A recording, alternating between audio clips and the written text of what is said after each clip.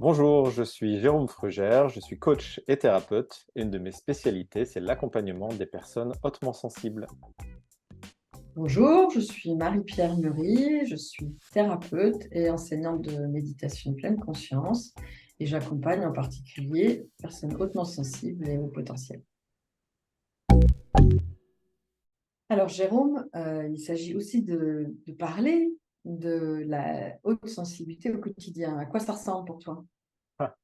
Ça prend plein de formes différentes selon les moments de la journée. Ça peut aller d'une attention et d'une vigilance aux détails qui vont prendre toute la place.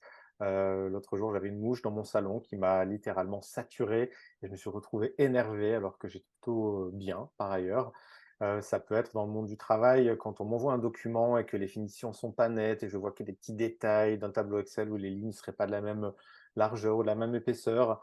Ça peut aussi être, des moments où les interactions avec les gens vont me passionner, mais vont aussi me saturer, et comme si au bout d'un moment, ça devenait pénible d'être présent aux autres et de les écouter.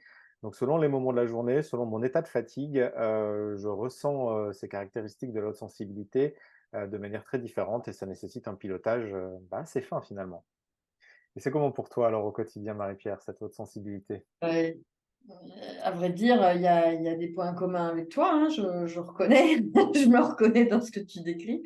Il y a, en tout cas, moi, un élément que je sais très important pour moi, c'est la gestion de la fatigue.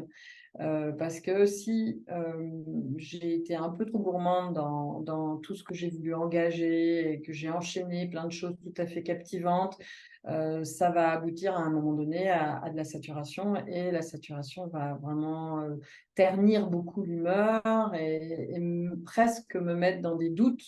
Donc, de pouvoir vraiment d'avoir compris comment ça fonctionnait m'a permis de ne pas me laisser donner trop d'importance non plus à ce type de doute-là. Souvent, premier réflexe pour moi, c'est déjà d'aller un peu faire une pause pour pouvoir retrouver un peu mes esprits et bénéficier de cet aspect de capacité à avoir une richesse de pensée, une profondeur de réflexion pour pouvoir faire des liens, être dans la créativité, parce que c'est quand même un des aspects qui est un joli aspect de la haute sensibilité, mais encore faut-il être disponible pour le vivre.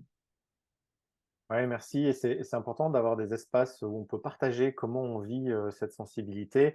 Ce sera un des points forts de Hautement Sensible le Cercle, qu'on vous invite à découvrir cet automne. Et dans le commentaire juste au-dessous, vous trouverez le lien d'information pour la visio de présentation de ce cercle d'accompagnement. Et on espère vous y retrouver très bientôt.